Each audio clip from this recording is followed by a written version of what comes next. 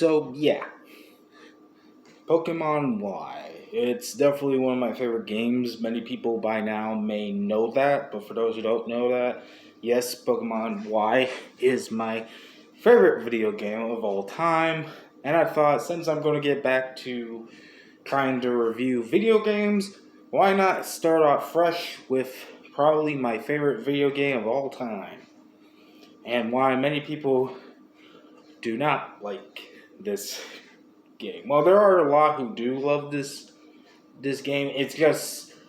It's not a well liked generation. It's not as bad as Generation 8 or as good as Generation 5. It's kind of a middle of meh. And to be fair, looking back at it all, even though I still consider this to be one of the best video games of all time, to my opinion, and that is a fact, being its opinion, I do kind of see why there is, looking back at it, kind of falter. But this was a pretty interesting generation overall, due to what it introduced, what was important to it, and I just wanted to try to point out what this generation did right, and of course, what I feel about it as of now. Especially since it's definitely going to be now a hard to contain game since, not only the eShop is dead, but pretty much the whole, well, not really the 3DS eShop, but also just the 3DS is kind of dead. So this is definitely, kind of going to be a while long game. But hey, on a plus note, this review also comes at a time where we're getting ready to go back to Kalos with Pokemon Z to A. So this might be a well needed review. Honestly, where I begin is the fact of the generation itself. Generation 6 was a very unique turning point for the series, being the fact that it introduced new concepts that would later kind of continue on with the newer generations. For example, it'll start introducing some sort of gimmick for every series. And of course, it also introduced a brand new type that played very interesting in the competitive scene. And of course, obviously, it was technically and truly the first jump to true 3D for the series, since it was the 3DS. And honestly, I think that last part, I still believe they did well. Yeah, it's not as great looking as Pokemon Sun and Moon, and definitely layer on titles like Pokemon Scarlet and Violet, but it was still good enough to at least be noteworthy for at the time. It's looking back at it, it's more like, nostalgia, but you can definitely tell there's a lot of cracks with the looking of it. Still pretty impressive. I mean, we got like 3D models in there, like you can go around the Ludio City, and it's pretty epic. And all in all, I still think it's a great at the time. I mean, this was during the time where the 3DS was definitely taking the crown as Nintendo's successful console, since the Wii U was kind of flopping. Let's be real about that. But there's nothing much else I can say. The story is kind of basic, but not as bad basic like in Sword and Shield. Because compared to this to Sword and Shield, yeah, the story is much more. It does have much more depth in it, but it's definitely kind of bland. There's no truth about it. I mean, this was definitely the starting point where most of the rivals weren't becoming jerks, and the teams were kind of going meh. I mean, at least Team Flare was still a good evil team, to my opinion, but, it was pretty much just, some person wanted to make the world more great by causing doomsday. That's literally the literally nutshell version of literally Team Flare. But of course, it has more depth in it, of course. Then, of course, there's the new Pokemon that were introduced in Gen 6. And honestly, I love all the Generation 6 Pokemon. They look pretty cool. They do kind of fit the style they were going for in Generation 6. Like, literally, everyone knows that I love the Generation 6 Pokemon so much that I even did, like, I literally completed that first in the Pokemon Home and did an entire video on one of my secondary channels showcasing the entire lineup of Gen 6 Pokemon. So you know good and well I love those designs. But I will say I think they're more balanced. They're definitely more newer than the older designs of Pokemon at the time.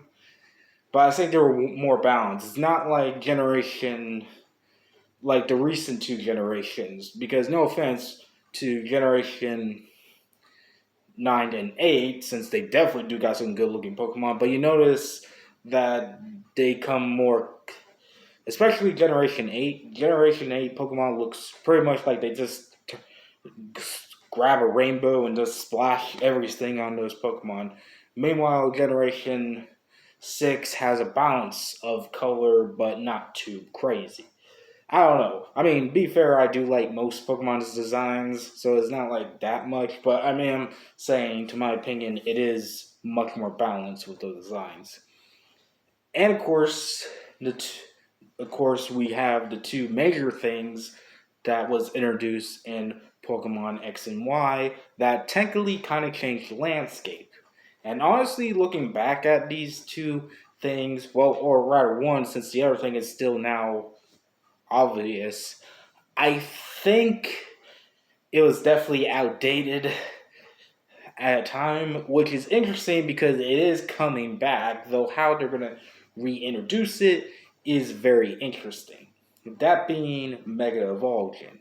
Mega Evolution, for those of you who don't know, was the very first new actual gimmick that Pokemon would introduce. Granted, to clarify what I mean when I say gimmick, I mean more so of this Pokemon, like something that actually evolves with the story, but also kind of a new kind of power that's added in the competitive scene. Like for example, there's Mega Evolutions, there's Z crystals that were introduced next. Then of course, Gigantamax and Dynamaxing, and most recently being the Terralyzing in Pokemon Violet and all that. There's probably a better term for that, but you know what I'm talking about when I say it, because believe it or not, X and Y, also aka the sixth generation, introduced that concept. And honestly, looking at that and compare it to literally the most recent gimmick, yeah, they definitely updated a lot, admittedly, because looking back at it, Mega Evolutions are cool, but they're kind of overpowered to my opinion. It's not as balanced as later on gimmicks like the Dynamaxing and even ironically the terrorizing, because terrorizing, to at least what I've seen, it is kind of balanced at least. But Mega Evolution, you just Mega Evolve once and it gets a super boost power with a cool design, which mainly the cool Mega Evolutions are pretty cool designs, and it just one KO kind of thing. Of course, there is some extra things about it, but I still think it was good, at least at its time. It definitely is outdated. But I am hoping they do update it for the upcoming Z to A, because honestly, getting new Mega Evolutions would be awesome. And, it's definitely a very interesting situation with that. But honestly, looking back at it, it's definitely no doubt why a lot of people were kind of mad with some of the Mega Evolutions, because some of them did kind of break the rules. Like some of them would get abilities that broke the metaverse, and it's definitely crazy. Like Kangaskhan having the double hit abilities, which literally just destroyed everything. Though then again, and Slash also came in Generation 6, and that also destroyed everything.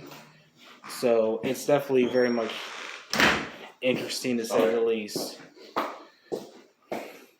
Then, Then, of course, there is fairy typing, which in turn was introduced in this generation, and mainly for its involvement, it was just added in to balance out the dragon type and dark type Pokemon, which they did do a lot of changes to that as well. Like they made Steel no longer strong against ghosts and dark type Pokemon, so that's fine. And I do think Fairy type is obviously still one of the best inclusions. I mean, we still get new Pokemon today thanks to Fairy typing and stuff. And it does seem like fairy typing might be the only new typing they'll ever add ever again, since while it is true they added a new typing in Generation 9, let's be real here, that's not even close to a new typing. And if you've seen people talk about it, it's definitely clear that it didn't work as well as, Game Freak hoped with that typing. Um, Pretty much, that's pretty much it I can say about